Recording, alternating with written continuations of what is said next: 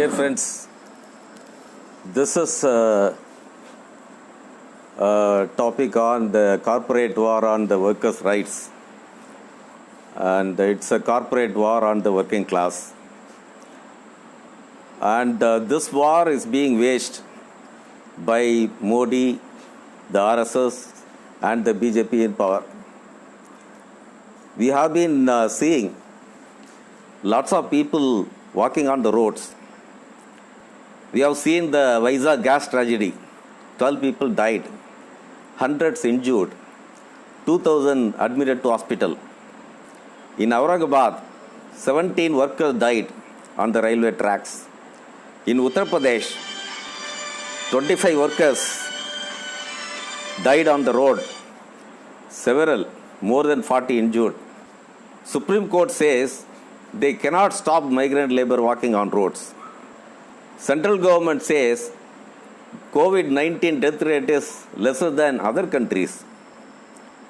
Hundreds of deaths of hunger and poverty go unreported. And the migrant laborers are not being sent back to their home. It's a major human tragedy.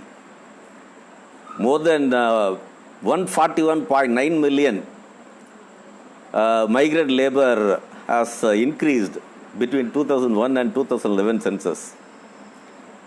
Around 29.9 million, that is 22.2%, people moved from rural to urban areas. Another 22% moved between urban to urban. There are around 395 million migrant workers as per census 2011. And out of which 93 million are SCs and STs. Our finance minister said the other day that 8 crores of migrant labor are in the labor camps alone. So, but the government says there should be 100 trains running per day all over the country. So, which means only 120,000 people can be transported a day. So, if we go like this, it will take more than 666 days to shift even the 8 crore being claimed by the finance minister. But what about the remaining crores and crores of people who are not in the camps but still longing to go back home? There is no answer to it. And who is responsible for this crisis? The government strategy is to go for some kind of a forced labor. The government didn't want these migrant labor to go back home. So they are trying all kinds of ideas, trying to come up with so many roadblocks to stop this migrant labor from reaching home. The people, migrant people all over the country are suffering without food, without shelter, without ration. They didn't get any wages. They didn't get wages for March even, and April, of course, there is no wage at all. So migrant labor families are suffering of hunger and poverty. But the Supreme Court is asking, why wages when food is given to migrants? So Supreme Court, which is supposed to provide the justice for the people of the country, is so class biased and prejudiced against migrant labor. And the government provided some one round food and some ration in the beginning of lockdown 1.0, which was not even sufficient for a week, and nothing was given after that. Only in the people who are residing in the camps are somehow managed to get at least 1 or 2 time food in a day. And the government has announced that 5 kg rice and 1 kg dal, and that's what they have promised. And this is completely insufficient for any migrant labor to maintain their family. So that is why we have been demanding that at least 10,000 rupees should be provided to them as subsistence allowance. And we have also been demanding that migrant labor action plan should also be announced by the government, because the government has no such plan. But for trying to come up with so many roadblocks to stop the migrant labor not reaching their home. There are so many issues in the working class movement today. And the first and foremost issue for the workers is the wages. Wage issue is the very important issue for the working class movement in the country. And if you look at it, in the last 54 days, there is no work, no wages, no earnings. Now the government is saying the wage should be cut. The central government has already announced the 30% cut, wage cut for central government employees and also the PSU employees. The DA is being frozen. And it is being extended not to industrial workers as well. Even corporate companies say that they will not give wages for April, leave alone the small players, MSME sector and all that. Even corporate companies saying this in spite of the assurances by the PM that lockdown wages will be paid. And you know very well about MSME sector, they just flatly refuse. They are not paying anything. Many corporate companies have even approached the court, Supreme Court, to defy the advisory by the central government to pay lockdown wages. And the cases are there in the court. So the non-payment of lockdown wages can very well lead to poverty that can cause a major humanitarian crisis. So this is a stage where we are now. And in addition to, when we are talking about wage issue, actually our demand has been that workers should be able to get living wages. But the reality is that they are not even getting any minimum wage. Minimum wage in trade union parlance is nothing but a starvation wage. So there is another wage also, fair wage. So workers are neither getting minimum wages, nor getting fair wages, nor getting living wages.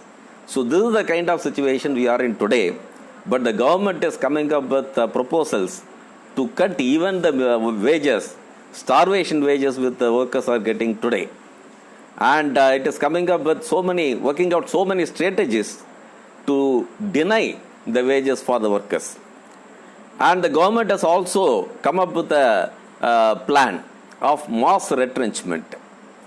So government has directed the companies in the name of Corona to work with 35 to 50% labor force. And they are also passing ordinances to suspend labor laws. The companies say they are futuristic.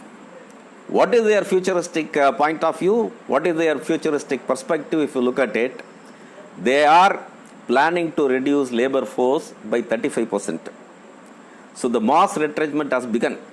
Thousands and thousands of people of IT companies who have been asked to work from home are relieved of their work when they are sitting at home. So this is the kind of situation today. Corporate companies are forcing workers to part ways in various ways. Contract and irregular workers are the worst affected lot in this scenario. So construction and other industries also are following suit. And if you look at the unemployment situation in the country, that has already touched 27% in April. And with mass retrenchment, it is phenomenally increasing. Suspension of labor laws scuttles their right to claim. So NREGA budget is disproportionate to the demand. So naturally, people will not get any wages in NREGA. They will not get any employment in NREGA. And ultimately, they will have no other option but to move to the cities. That is why the government is forcing. The finance minister has announced some 40,000 crores additional allocation for NREGA work. But this is 40,000 crores is nothing but a peanut. With that 40,000 crores, so NREGA work cannot even be provided for 5 days for each person. And workers are being forced to look for newer jobs that is nowhere in sight. So that is the kind of unemployment situation today. And say if you look at the kind of legal initiatives that the various state governments have been taking, say for example, the Yogi-led Uttar Pradesh government, they have formulated an ordinance suspending all labor laws. they say that only three acts will remain. One is the Payment of Wages Act, not the entire act, but only one section, which is section 5, which talks about the payment of wages by 5th, 7th or 10th of every month. So, timely payment of wages is the only clause which is allowed out of all the other clauses in Payment of Wages Act. In Bonded Labours Act, that is not touched by the Yogi government. And Workmen Compensation Act, in case of any death, on duty and all that, and Workmen Compensation Act is not touched. And all other acts, all other labor acts, which is a number around 38, are suspended for more than 3 years. So in such a situation, what the working class will do in Uttar Pradesh? They cannot have minimum wages. They can't claim any wages.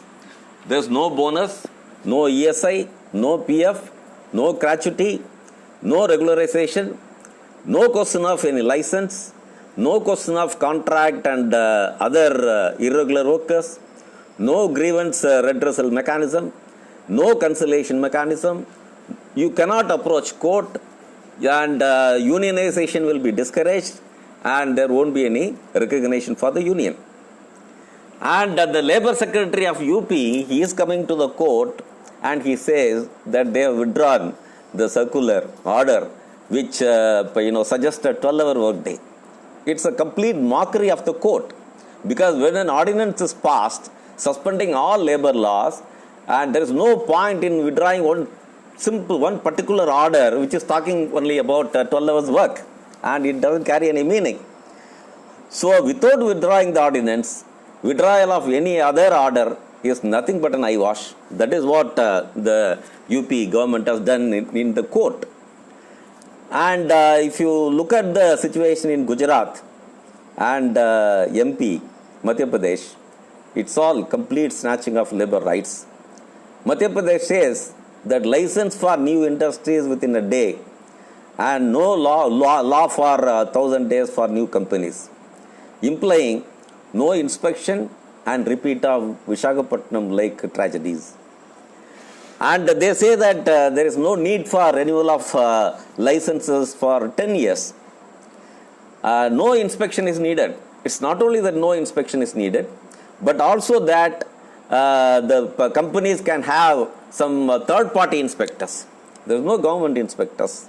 So they can have their own favorite inspector and they can get the certificate as they want. And if you look at it, there are certain acts which are the very basic acts as far the labor jurisprudence is concerned. Say Industrial Disputes Act 1947, Contract Labor Regulation and Abolition Act, Factories Act, which are the lifelines of any legal protection for labor, are kept in abeyance in Madhya Pradesh. And when these basic acts are completely withdrawn or diluted, then there is no point even if other acts are operative. So in effect, Madhya Pradesh also has more or less suspended the labor laws, and Gujarat has followed suit. And another major problem in this Corona period is that the governments are talking about increasing it to 12 hours working day, which was 8-hour work day, which was fought and won by the working class by endless sacrifices by the working class. Only we could achieve 8-hour work day. But now the governments are proposing 12-hour work day. Almost 7-8 states they have already made the amendments in the law to go for 12-hour work day. So 8-hour work, but how this 8-hour work came into picture? That is not only because of the struggles and sacrifices of the working class, but also because of the need for the industrialists to have a better productivity from the workers. This 8-hour work, 8-hour relaxation or entertainment and 8-hour rest is the concept arrived at after scientific studies to increase productivity of labor. So increased working hours lead to fatigue and diminishing returns. In this case, decreasing productivity. So 12-hour work day is very much unscientific and inhuman. It's barbarian and brings back the same master-servant relationship in essence. So you know very well that why did we go for having some labor legislations? It is because the kind of relationship that remained was kind of a master-servant relationship. So all these labor legislations were brought in only to convert it into kind of a democratic relationship. So now with all the amendments which is being made by various state governments and kind of labor codes being proposed by Modi, now we can say that we are essentially going back to the old barbarian days. So earlier it was allowed to have overtime work in case of any exigencies, but with double wages for the overtime work. So many companies had to pay. Now everything has changed. So with this new amendments of 12-hour work day, you can say that the wages of workers are reduced by half. So this is the most problematic part of this 8-hour work day and 12-hour work day. And then why all these things are being done? So now the government is very much worried, and they only want the industrialists to prosper, flourish. They don't want to protect the rights of the workers. So depression of wages and providing cheap labor to the industrialists and corporate houses, that is the purpose of the government. So we have been thinking that it's the Modi government which is running this country. But unfortunately, it's not Modi who is running the government. It is the corporates who are running the government. It's a saffron corporate government. So now in the period of Corona, a war against the working class is declared by the Prime Minister Modi himself. So BJP ruled states have shown the way. Their purpose is very clear. On the one hand, they don't want migrant labor to go back home. That is one point. Then they are coming up with wage cut, no lockdown wages. And then if you look at it, there is a huge unemployment that keeps growing. And then they also don't want the people to stay in rural areas by engaging them in NREGA work and all that. Rather, they want to push them towards the cities so that the cities can be crowded. Cities can be crowded, and the industrialists can get cheap labor, and they can also pay much less. So this is the purpose for all the kind of proposals the government has given, and whatever economic package which was declared by the finance minister, it had some important components like ease of doing business and all that. In addition to all the corporatization, privatization and all that. So important point was ease of doing business. And when Modi spoke on that day in the television, he was saying that people should be prepared for bold reforms. But what is that bold reform? So if you look at it, say for example, the Factories Act, which is perhaps the first protection, first legislation that came into being, the first act which brought into force was in 1891. That is the Factories Act. Then this Factories Act at that time was applicable to the factories which are employing more than 50 people. But they also had a flexibility that can also be applicable to 20 workers, and it can be decided by the provinces. And then there are many amendments in 1911, 1931 and all that. And whatever Factories Act we have is the law of 1948. So most of this existing laws which we have today, they came into being well before the emergence of concept of even Keynesian welfare state. So the concept of Keynesian welfare state came into being, that is after the Second World War.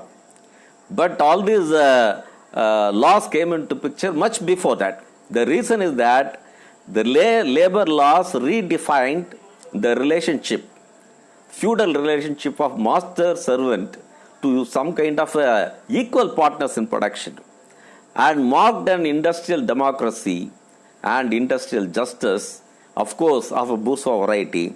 So the labor legislations has something to do with the kind of industrial democracy.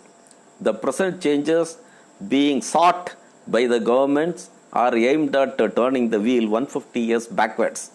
So this is a very sorry state of affairs wherein we are now. And you know that labor laws are the laws of bourgeoisie. They are not the laws for the workers. They are essentially for the bourgeoisie to facilitate capital. So that we should understand. Because whatever laws we have today, that is mainly to facilitate capital, to protect capital, their profit, their super profit.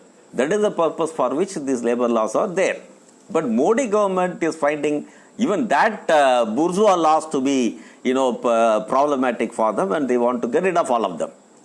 So labor laws are legislated after innumerable struggles and sacrifices of the working class.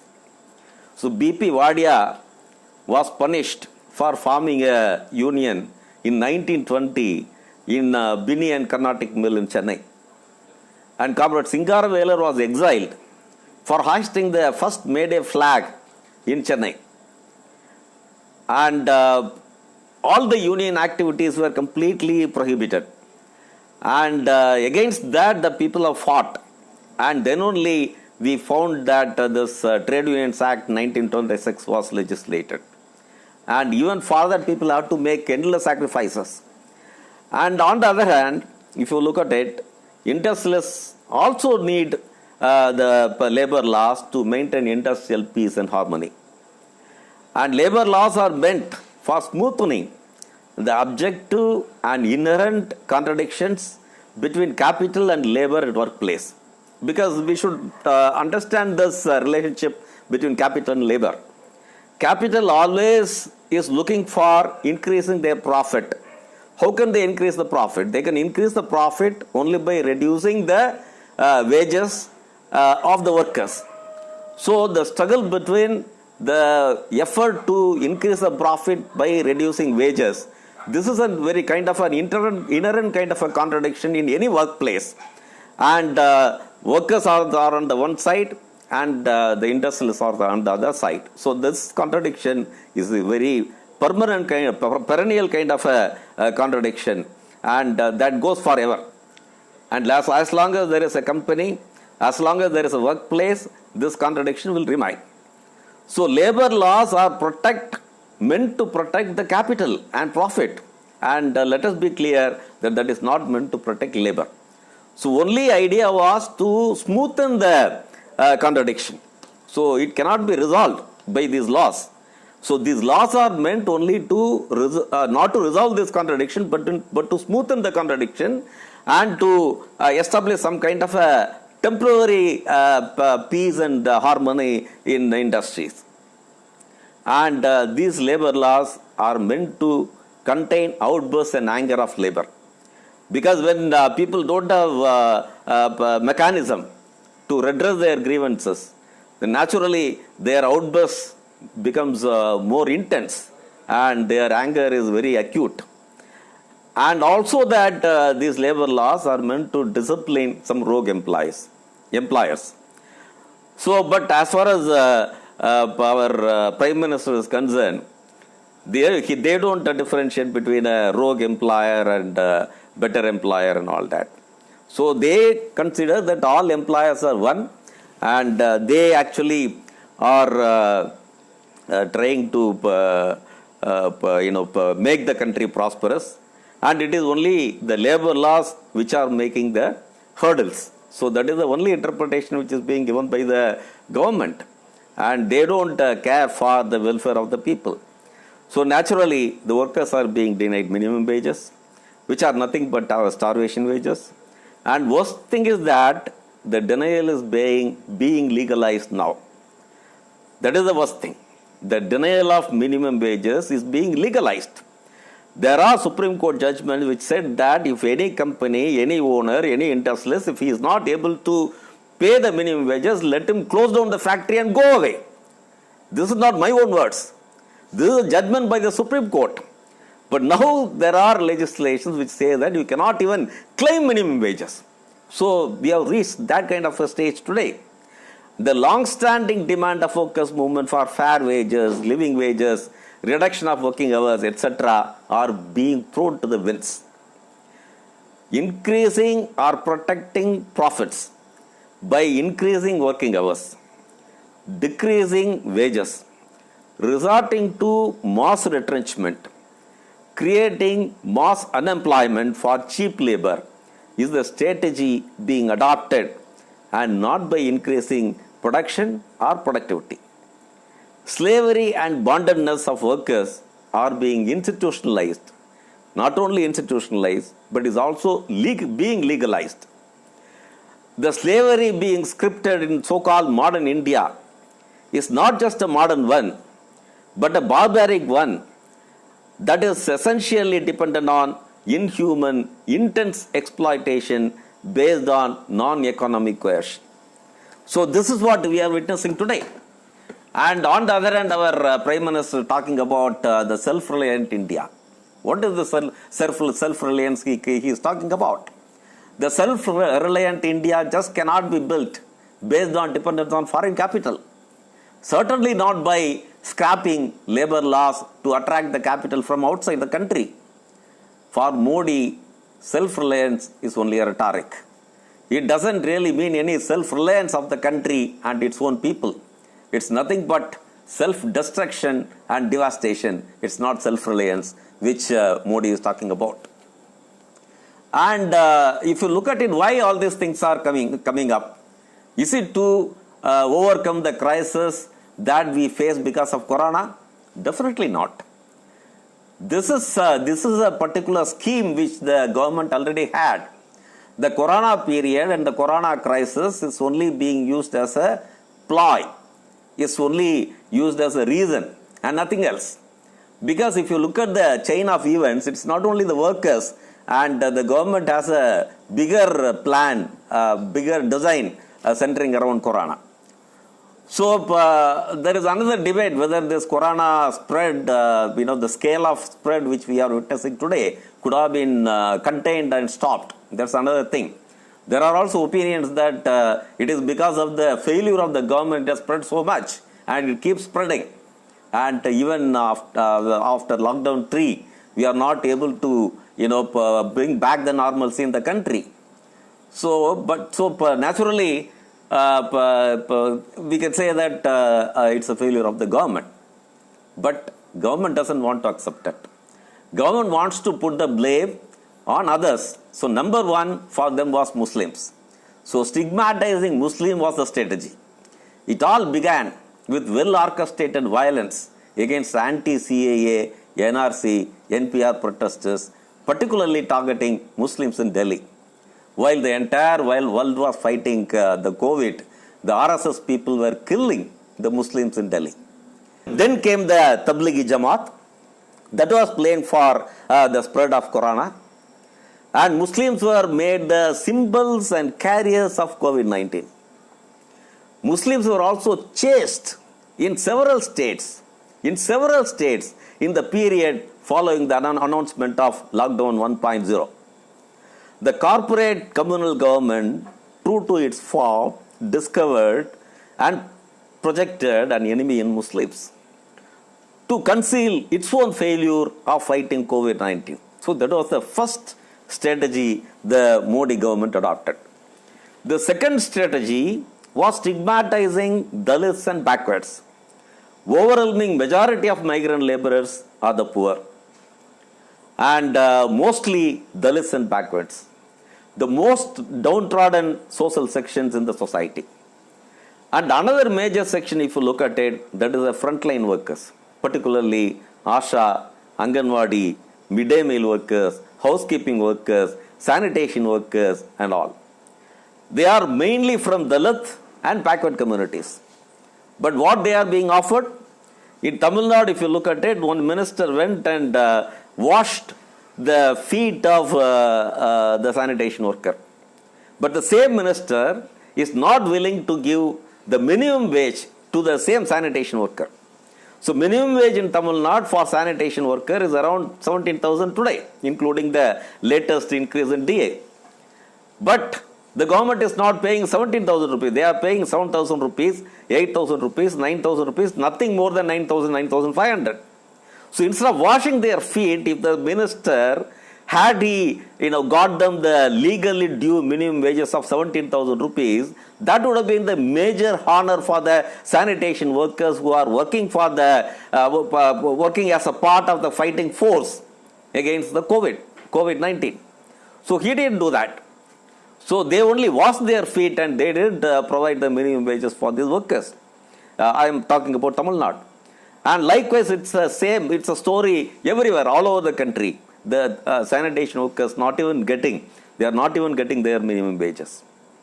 There may be very few exceptions here and there in like Pune and few other places, but not everywhere. And if you look at who are these people, all these categories like from Asha to sanitation workers, they are all Dalits and backward community people who are offered only empty rhetoric and nothing else. The onslaught against this section of workers meant a brutal attack, not only on the most precarious section of the working class, but also on them as Dalits and downtrodden. That is the sorry state of affairs. And now that government is talking about the ease of doing business, the central government led by Modi is hurriedly preparing to enforce anti-labor codes through backdoor methods, without any tripartite or bipartite discussions, in violation of ILO conventions, all in the name of Corona. ILO conventions are being violated in the name of Corona. And 44 central legislations are being scrapped and 4 codes are being enacted hurriedly. Even in this Corona period, the government is looking at ways in which it can be done. So they call it, the kind of providing some kind of environment for business, ease of doing business. But they don't care for ease of living for the workers. So this war against the working class is being waged by the BJP RSS government under the garb of Corona. So this everyone should understand. So this is the kind of situation wherein we are now. And the industrial democracy in the country is being completely destroyed and devastated. The ruling class has decided that it cannot rule in the old ways. It is making the situation ripen for outbursts and uncontrollable anger of workers. The working class also has to decide about its new forms of protest in this situation. Because when the ruling class thinks that they cannot rule in the old way and are coming up with very brutal and inhumanitarian attacks on the working class, scrapping all the labor laws, bringing in labor codes and all that, in such a situation, the working class also has to decide about its new forms of protest and struggles when there is no rule of law, but for barbarian and feudal forms of exploitation. The government has cunningly chosen the period of lockdown to wage the war. Workers' hands are tied. They can't get mobilized. They can't march on the streets to protest the injustice meted out to them. So this is the time which is chosen by the BJP government to legislate all the anti-worker legislations. So industrial democracy is being destroyed through backdoor methods. Corona is only an excuse for Modi to wage a corporate war and the working class and nothing else. So what to do? So we have only one weapon, that is to unite and fight. We should stop anti-labor amendments and codes. We should stop barbarian attack on migrants, organized and unorganized, both. Organized workers, unorganized workers, migrants, everybody is being attacked. So we should stop, works to stop the barbarian attack on migrants, organized workers and unorganized workers and all irregular workers. We should fight to stop the 12-hour work day. We should stop the wage cut, depression of wages, retrenchment, mass retrenchment, and mass unemployment. We should fight against it. The working class will fight back. I am confident that the working class will fight back and retaliate this corporate war. Unite and fight. Fight to protect the hard-earned rights. Fight for democracy. So that is the battle cry of the working class. So with this, I would like to conclude. So in this today's situation, you can say that the government has waged a war, which is nothing but a corporate war against the working class, waged by Modi and BJP and RSS, and it's a task of the working class, and it's also the call of all central trade unions in the country, and call of all the lovers of democracy in the country for the working class to rise up, fight back, and retaliate. Inkulab Jindabad.